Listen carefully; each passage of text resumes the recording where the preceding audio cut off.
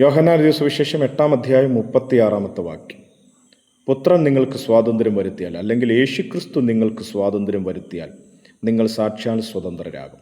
പ്രിയപ്പെട്ടവരെ, സ്വാതന്ത്ര്യം എന്ന വാക്കിൻ്റെ അർത്ഥം ബാഹ്യമായ ഇടപെടലുകളോ നിയന്ത്രണങ്ങളോ ഒന്നുമില്ലാതെ ഒരു വ്യക്തിക്ക് സ്വന്തമായി ചിന്തിക്കുവാനും പ്രവർത്തിക്കുവാനും ജീവിക്കുവാനുമുള്ള അവസ്ഥയെ, അവകാശത്തെ, സാഹചര്യത്തെ കാണിക്കുന്ന പദമാണ് സ്വാതന്ത്ര്യം എന്നുള്ളത്.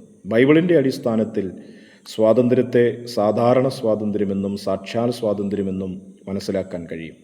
സാധാരണ സ്വാതന്ത്ര്യം എന്ന് പറഞ്ഞാൽ ബാഹ്യമായ വ്യക്തിപരവും സാമൂഹികവും രാഷ്ട്രീയവുമായ സ്വാതന്ത്ര്യത്തെ കാണിക്കുമ്പോൾ, സാക്ഷാൽ സ്വാതന്ത്ര്യം എന്നുള്ളത് ആന്തരികമായ എല്ലാ വ്യക്തികളും പ്രാപിച്ചിരിക്കേണ്ടുന്ന യഥാർത്ഥ സ്വാതന്ത്ര്യത്തെ പറ്റിയാണ്.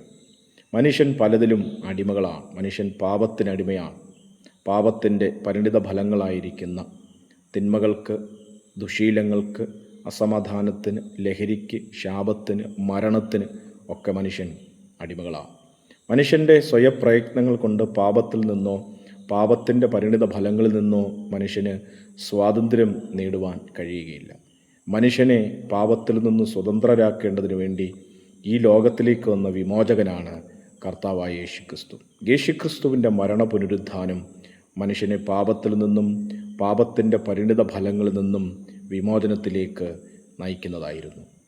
രാജ്യം വീണ്ടും ഒരു സ്വാതന്ത്ര്യ ദിനം കൂടെ ആഘോഷിക്കുന്ന ഈ വേളയിൽ സാക്ഷാൽ സ്വാതന്ത്ര്യം, ക്രിസ്തുവിലൂടെയുള്ള യഥാർത്ഥ സ്വാതന്ത്ര്യം, പാപത്തിൽ നിന്നുള്ള സ്വാതന്ത്ര്യം, ശാപത്തിൽ നിന്നുള്ള സ്വാതന്ത്ര്യം പ്രാപിക്കാത്ത ആരെങ്കിലും ഉണ്ടെങ്കിൽ ഇന്ന് തന്നെ യേശുവിനെ രക്ഷിതാവായി സ്വീകരിച്ച് സാക്ഷാൽ സ്വാതന്ത്ര്യം പ്രാപിക്കുവാൻ ആഹ്വാനം ചെയ്യുന്നു.